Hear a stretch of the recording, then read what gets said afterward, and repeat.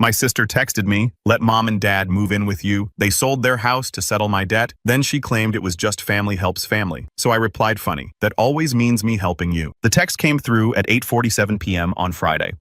I was finishing dinner, my phone face down on the kitchen counter because I'd been trying to have one meal without checking messages every 5 minutes.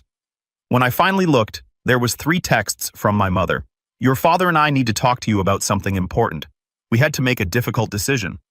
I sold the house to pay off Madison's debts. We're moving in with you tomorrow. We'll be there by noon. I read the messages 3 times, my brain refusing to process the words in any order that made sense.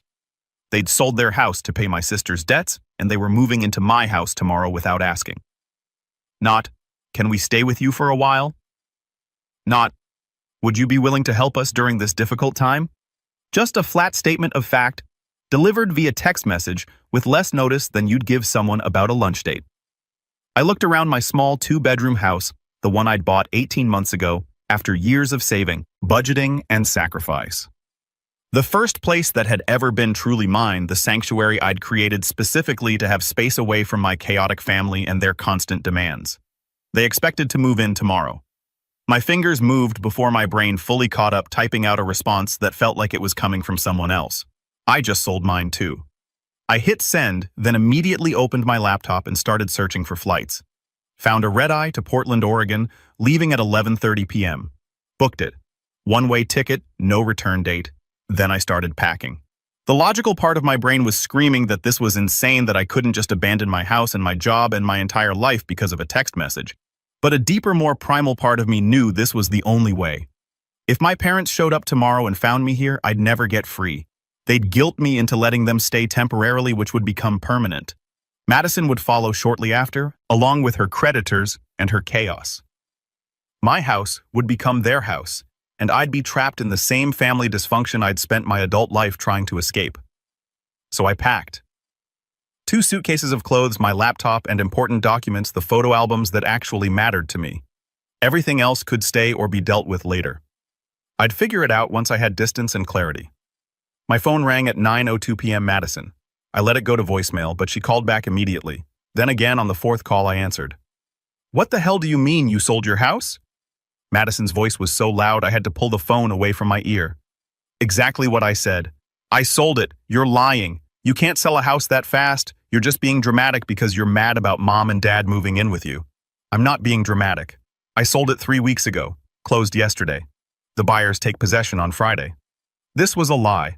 I hadn't sold the house, but Madison didn't need to know that. What she needed to know was that her plan, and I had no doubt this whole thing was her plan. Not my parents had failed.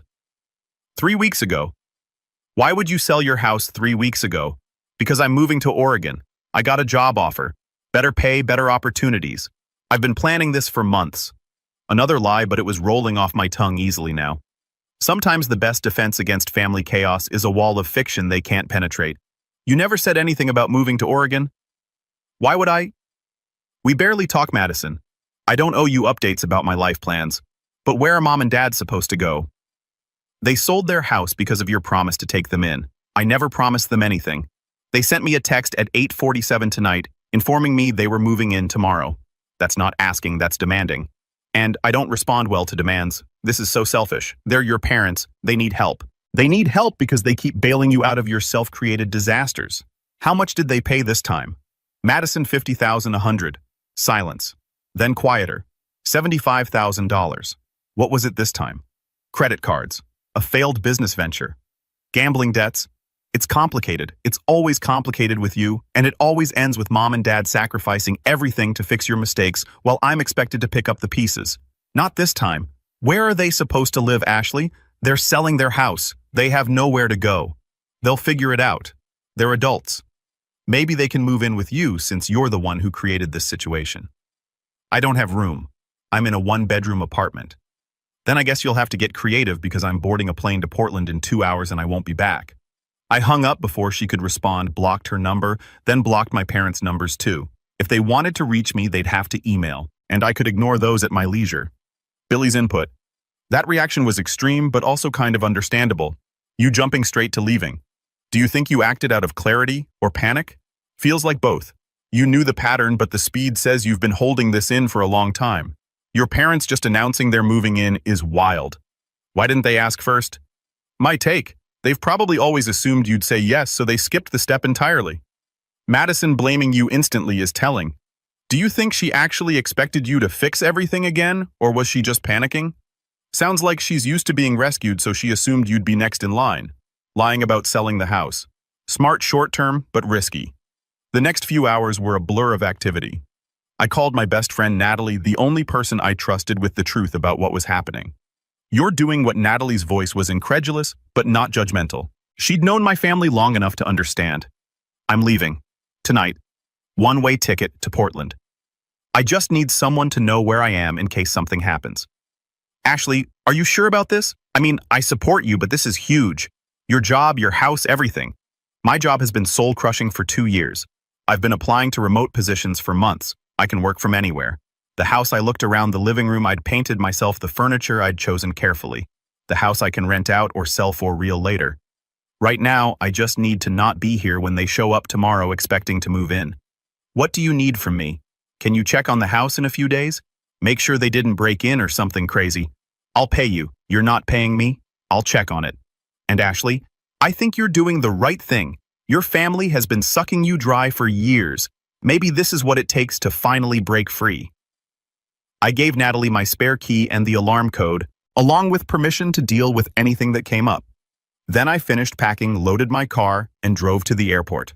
The red-eye flight was half empty.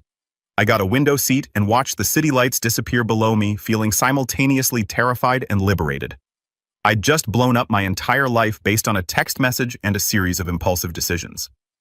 But I'd also just escaped a trap that would have destroyed what was left of my independence and financial stability. My phone. I turned it back on briefly before takeoff to let Natalie know I'd made it to the airport. Showed 23 missed calls, 15 from Madison, 8 from my mother. A string of text messages that I didn't read beyond the preview lines visible on the lock screen. How could you do this to us? Your father is devastated. We raised you better than this. You're being incredibly selfish. I turned the phone off completely and shoved it in my bag. They could be devastated and think I was selfish all they wanted. I was done setting myself on fire to keep them warm. Portland was gray and drizzling when I landed at 6:30 a.m. I'd never been to Oregon before, had no connections here, no job lined up, no apartment waiting. Just 2 suitcases and a desperate need to be anywhere that wasn't within driving distance of my family. I got a rideshare to a hotel near downtown, checked in and crashed for 6 hours. When I woke up, I ordered room service and finally let myself think about what I'd done. The panic attack hit around 3 p.m. Sitting on the hotel bed, eating overpriced pasta and suddenly unable to breathe as the magnitude of my choices crashed over me. I'd abandoned my house. My job would fire me for no call, no show when I didn't appear tomorrow. My family probably thought I'd had a breakdown. Maybe I had. But underneath the panic was something else, a lighter feeling like a weight lifting.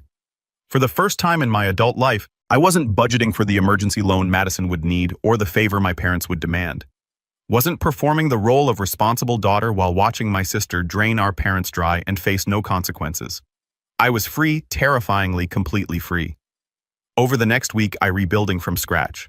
Found a furnished month-to-month apartment in a quiet neighborhood, applied for remote work positions and got 3 interviews within days, started exploring Portland, discovering coffee shops and bookstores and trails through forests that made my Midwest hometown seem colorless in comparison. Natalie sent updates via email which I'd unblocked for her specifically.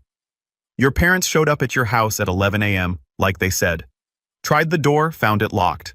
Rang the doorbell for 20 minutes. Your mom called me. I guess they got my number from your emergency contacts asking if I knew where you were. I told them you'd moved to Oregon for a job. Your dad called me a liar. They left around 1 p.m. Madison came by your house today, tried to get me to give her the key so she could check on things. I told her no. She threatened to call the police and report a break-in or something. I told her to go ahead that I had written permission from the homeowner. She left in a huff. Your mom called me again. She was crying saying they don't know what to do, that the closing on their house is in 2 weeks and they have nowhere to go. She asked if you'd left any information about where in Oregon you are. I said no. She asked if I had a way to contact you. I said no. I'm a terrible liar, Ashley, so she probably knows I'm lying, but I didn't break. I sent Natalie a generous Venmo payment with a note. For dealing with my chaos. You're the best friend could ask for." She sent it back with a message. "I don't want your money. I want you to be happy and free. Stay in Oregon. Build a new life. Don't come back." 2 weeks after I'd left, I got my first remote job offer.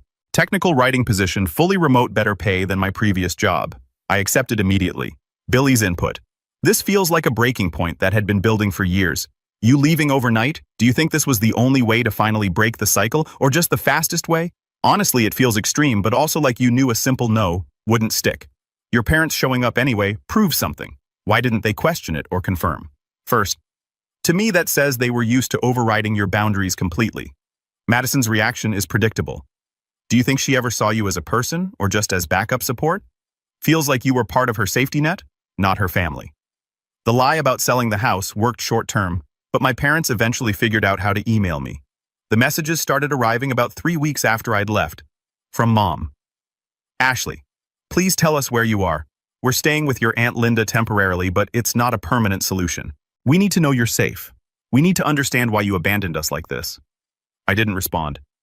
From Dad. "Your mother is beside herself with worry. Whatever you're angry about, we can work through it. But disappearing without a word is cruel and immature. You owe us at least an explanation." I didn't respond. From Madison. "I know you think you're punishing Mom and Dad, but you're really just proving what a selfish person you've always been. They gave up everything for you, and this is how you repay them. By running away when they need you. You're pathetic." That one I responded to. Just 3 words. "Projection is ugly."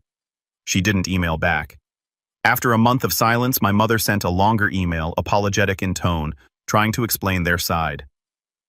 "Ashley, I understand now that we should have asked instead of telling you we were moving in. It was presumptuous and unfair, but you have to understand the position we were in. Madison's creditors were threatening legal action. If we didn't pay her debts, she could have gone to jail.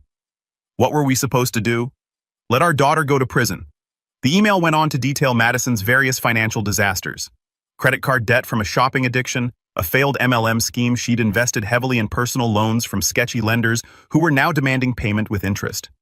The total was actually closer to $90,000, not the $75,000 Madison had admitted to. "We sold the house because it was our only asset of value. We thought you, as our other daughter, would understand family obligation and help us in our time of need. We never imagined you'd run away instead of stepping up." I saved the email to a folder labeled Family Archive and didn't respond. They'd made their choice to prioritize Madison's self-created disasters over their own financial stability. That was their decision to live with, not mine to fix. 3 months into my Portland life, I finally dealt with the house situation, contacted a property management company, had them inspect and photograph everything and put it up for rent. It was occupied within 2 weeks by a nice couple in their 30s who took excellent care of it. The rental income covered my mortgage and provided a small cushion. I could have sold it and cut ties completely, but keeping it felt like maintaining a tiny lifeline to my old life, just in case this new one didn't work out. But the new life was working out better than I'd imagined. I'd made friends through a hiking group, started dating someone I'd met at a coffee shop, and was genuinely happy in ways I hadn't been in years. Portland suited me. The rain, the green, the culture of people who'd also come here to reinvent themselves. Madison found my address somehow. Probably hired a PI or convinced someone to look up property records. A letter arrived 6 months after I'd left, forwarded from my rental house by the property management company. The letter was 8 pages long, handwritten furious. Madison laid out all my sins. Abandoning the family, forcing our parents into poverty, ruining her chances at rebuilding her life, being selfish and cold and uncaring. She blamed me for Mom's depression, Dad's health problems, and her own continued financial struggles. "You could have helped," she wrote. "You could have taken them in for just a few months while they got back on their feet, but instead you ran away like a coward. You've always thought you were better than me, better than them, and now you've proven it. You care more about your precious independence than about family. I hope you're happy in Oregon while the rest of us suffer because of your choices." I read the letter once, then burned it in my kitchen sink, watched the pages curl and blacken and turn to ash. Let the smoke carry away her accusations and her anger. She was right about one thing. I did care more about my independence than about enabling the family dysfunction that had defined my first 30 years. And I was happy, genuinely, surprisingly happy. A year after I'd left, I got a call from an unknown number. I'd unblocked my family months earlier, figuring enough time had passed that the harassment would have stopped. The number wasn't one I recognized, but it had my hometown area code. I answered. "Hello. Ashley, it's Aunt Linda, my mother's sister, the one they'd been staying with temporarily." "Hi, Aunt Linda. Is everything okay? I wanted to let you know that your parents are doing better. They've found an apartment they can afford on their combined Social Security and your dad's pension. They're moving out of my place next month." "That's good. I'm glad they landed on their feet." "Are you—" Linda's tone was sharp. "Because you left them homeless and didn't seem to care. They left themselves homeless when they sold their house to pay Madison's debts. I didn't make that choice. They did. They needed help. They needed to stop enabling Madison. There's a difference." Silence. Then Linda sighed. "You're probably right. I've watched her manipulate them for years. This was just the biggest example. But Ashley, they're your parents. Don't you think you owe them something?" "I owe them the childhood they gave me, which was good mostly. I don't owe them my adult life, my financial stability, or my mental health. They made choices. I made mine. We're all living with the consequences. That's a very cold way to look at family, maybe? Or maybe it's the only way to survive a family that sees you as an emergency fund instead of a person." Linda didn't have a response to that. We talked for a few more minutes about neutral topics, then hung up. I felt unsettled for a few hours afterward, but not guilty. Guilt would have meant believing I'd done something wrong, and I hadn't. I'd protected myself. That was never wrong, regardless of what my family thought. 2 weeks after I'd left, I got my first remote job offer. Technical writing position, fully remote, better pay than my previous job. I accepted immediately. The HR manager who called with the offer asked casually about my current employment status. "I see there's a gap in your resume from your last position. Are you still employed there?" "No, I left 2 weeks ago. Family emergency required me to relocate immediately. I hope everything's okay now. It's getting better every day," I said, which was true, in ways she couldn't imagine. The job started the following Monday. I set up a home office in my apartment's second bedroom, bought a decent desk and ergonomic chair, and threw myself into work with an intensity that surprised me. Being productive, being valued for my skills, receiving a paycheck that was mine alone, and not earmarked for family emergencies. It felt revolutionary. My old job called a week after I'd disappeared. The HR director, sounding annoyed and confused, left a voicemail asking where I'd been and whether I intended to return or if I was resigning. I called back during their lunch hour hoping to get voicemail. Got the HR director instead. "Ashley, where have you been? You've missed a week of work without calling in. I apologize for the lack of notice. I had a family emergency that required immediate relocation. I'm calling to formally resign effective immediately." Effective immediately. You can't just abandon your position. I understand this is inconvenient. I'm happy to help transition my projects remotely if needed, but I won't be returning to the office. There was a long pause. "Are you okay? This is very unlike you." The concern in her voice almost broke through my careful calm. Sarah had been a good supervisor, had advocated for my raises and promotions. She didn't deserve to be left hanging. "I'm okay. Better than I've been in a long time, actually. I just needed a fresh start, and sometimes that means burning bridges quickly before you can talk yourself out of it. Well, I'm sorry to lose you. You were one of our best. If you ever want to come back, I won't, but I appreciate the offer." After I hung up, I cried for 20 minutes. Not because I regretted leaving, but because it was the last thread connecting me to my old life, and now it was severed completely. There was no going back now, even if I wanted to. But I didn't want to. That was the surprising part. I missed certain things. My favorite coffee shop, the walking trail near my old house, the familiarity of a life I'd built over years. But I didn't miss the constant anxiety about when the next family crisis would hit, who would need money, what emergency would require me to drop everything. My first paycheck from the new job hit my bank account, and I sat staring at the deposit notification for a full minute. Money that was entirely mine. No one knew how much I made now. No one could calculate what I could afford to give them. No one could guilt me about having savings while they struggled. I opened a new bank account at a local credit union, transferred everything from my old accounts, and closed them. If my family somehow got access to my old account information, they'd find nothing. Another thread cut. Natalie emailed me updates that painted an increasingly chaotic picture back home. "Your parents closed on their house sale yesterday. They've moved most of their stuff into storage and are living with Linda. Your dad looks about 10 years older, Ashley. Your mom cried through the entire moving process. Madison showed up to help, but really just took a bunch of furniture for her apartment, claiming she deserved it since she's the one who's struggling. Linda called me again. She's at her wit's end with your parents staying there. Apparently your dad keeps making comments about what a disappointment you turned out to be, how they raised you better than this, how family should come first. Linda finally snapped and told him that maybe if he'd put his foot down with Madison years ago instead of enabling her, none of this would have happened. He hasn't spoken to her in 3 days. They're living in her house in hostile silence. Big news, Madison got evicted from her apartment. Surprise, surprise, she didn't pay rent for 3 months. She asked your parents to pay it and they said no. They don't have any money left. She threw a massive fit and accused them of choosing you over her.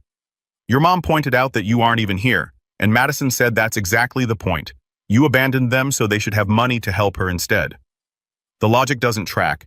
But when has Madison ever been logical? Madison is now staying with her on-again, off-again boyfriend Trevor. You remember him? The guy who's been mooching off her for years. Apparently he told her she could stay only if she paid half the rent. She doesn't have half the rent, so she's doing some kind of under-the-table work and coming up short every month. The irony of her being in the same position she put your parents in seems completely lost on her. I read these updates with a strange detachment. These were characters in a story I used to be part of, not people whose problems required my intervention. It was like watching a TV show I'd once been invested in, but had now moved past. My Portland life continued to develop. I joined a book club at a local independent bookstore and met people who knew nothing about my family history. When they asked about my background, I gave them the edited version. Grew up in the Midwest, worked in corporate for a while, decided I needed a change and moved out here for a fresh start. No one pressed for details. Portland was full of people who'd come here for fresh starts. My story wasn't unusual. I met Devin at a hiking group meetup 3 months after arriving. He was a software engineer who'd moved to Portland from California 2 years earlier, also escaping family drama he didn't elaborate on. We bonded over being refugees from our respective pasts and our shared love of rainy day bookstore browsing. Our third date, he asked about my family. Do your parents visit you siblings? No, we're not in contact. It's complicated. Family usually is. My parents haven't spoken to me in 18 months because I refused to loan my brother money for his 6th failed business venture. How did you get past the guilt therapy mostly and realizing that I'm not responsible for fixing problems I didn't create? My brother is 40 years old. If he can't figure out how to sustain a business after 6 attempts, maybe he should get a regular job instead of expecting the family bank to keep funding his entrepreneurial fantasies. What did your parents say when you said no, that I was selfish, that family helps family, that I'd regret choosing money over relationships? The usual guilt trip playbook. And do you regret it? Devin was quiet for a moment, considering the question seriously. Sometimes I regret the loss of the relationship I wish we could have had, but I don't regret protecting myself from the relationship we actually had. There's a difference. That conversation shifted something in me. I'd been carrying low-level guilt about my parents feeling like maybe I'd overreacted. Maybe I should have at least talked to them before disappearing. But Devin's framework helped.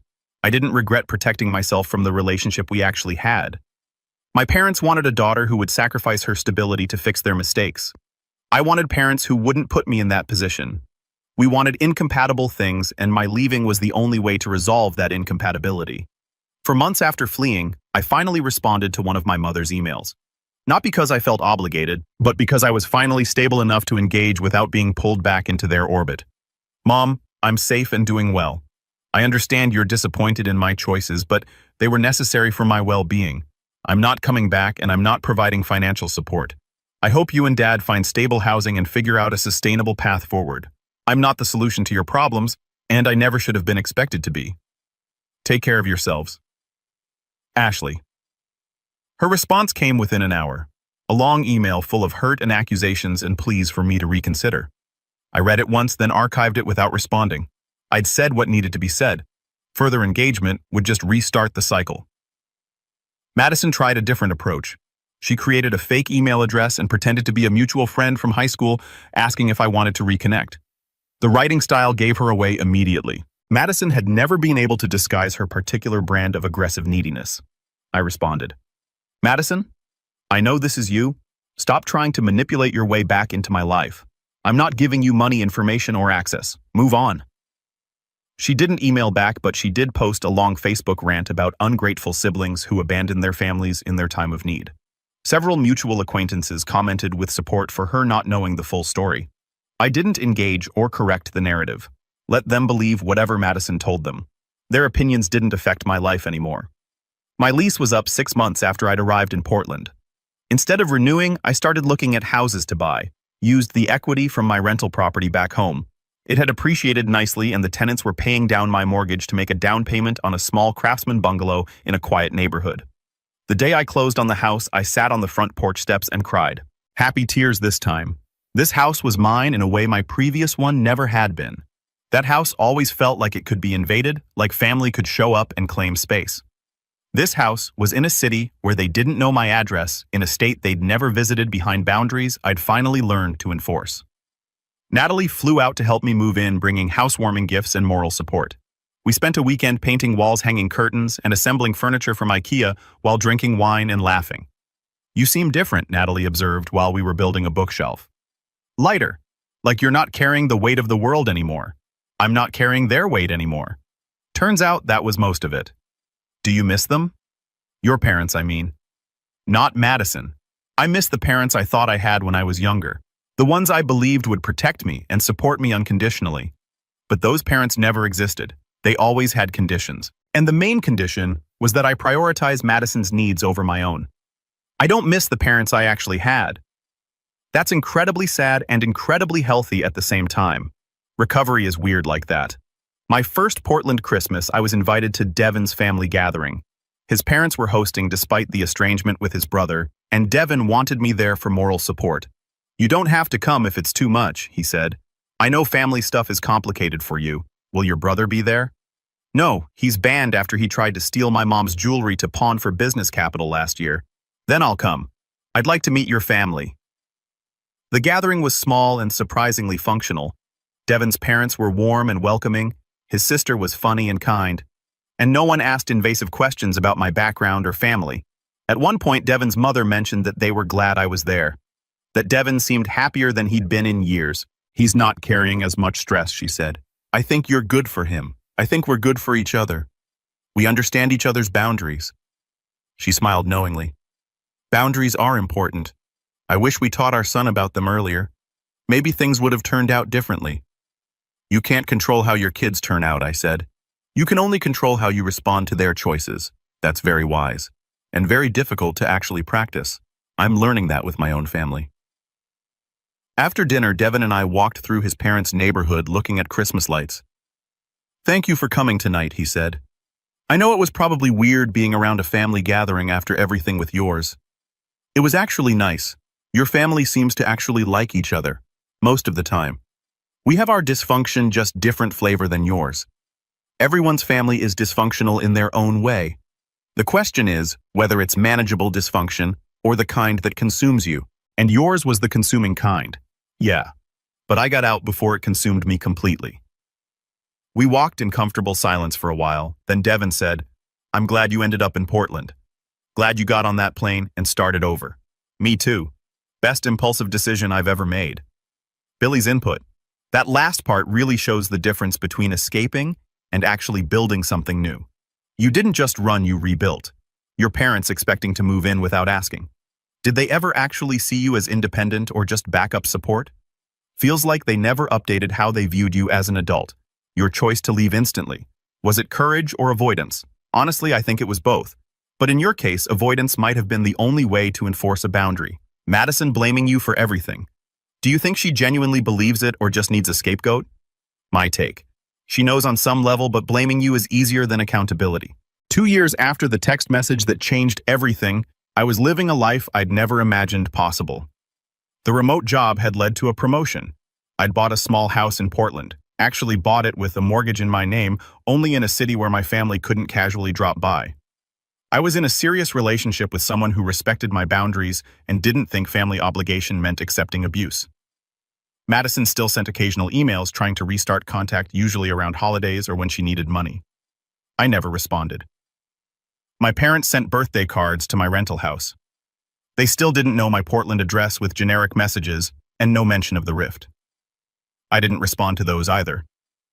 Natalie came to visit me, flying out for a long weekend to see my new life. We hiked through the Columbia River Gorge, drank too much wine at a vineyard, and stayed up late talking about everything that had happened. "Do you ever regret it?" she asked. "Just leaving everything behind like that." "Sometimes I regret how I did it. The lying about selling the house, the dramatic midnight flight. But leaving itself, never. That text message was the wake-up call I needed. If I'd stayed, if I'd let them move in, I'd still be there. Still drowning in their problems. Still believing that being a good daughter meant sacrificing myself for people who would never do the same for me. What do you think would have happened if you'd stayed?" I thought about it. They would have moved in temporarily. Madison would have followed within a month because she'd have gotten evicted or needed a place to stay for just a few weeks. I would have been supporting all three of them while they made no effort to change anything. My savings would have evaporated. My mental health would have tanked. Eventually, I would have lost the house anyway because I couldn't afford to support 4 adults on one salary. So you saved yourself. I saved myself. And they're all fine. Mom and Dad have an apartment. Madison's still creating chaos and finding people to bail her out. The world didn't end because I refused to be the family sacrifice. Natalie raised her wine glass. To saving yourself. To one-way flights and new beginnings. I clinked my glass against hers. To freedom. My parents texted me at 8:47 p.m. on a Tuesday that they'd sold their house for my sister's debts and were moving in with me tomorrow. I replied that I'd sold mine too and booked a one-way flight to the coast. 15 minutes later, my sister called screaming and I told her the truth she didn't want to hear. Their crisis wasn't my emergency. Their choices weren't my responsibility. Their guilt wasn't my burden. Then I hung up, got on that plane, and built a life where I got to be a person instead of a solution to other people's problems. 2 years later, I don't regret a single moment of it. Not the impulsive flight, not the burned bridges, not the family members who think I'm cold and selfish. Because I'm happy. Actually genuinely happy. And that's worth more than any family obligation could ever be. They wanted me to save them from consequences they'd created. Instead, I saved myself from the wreckage of their choices. Best decision I ever made.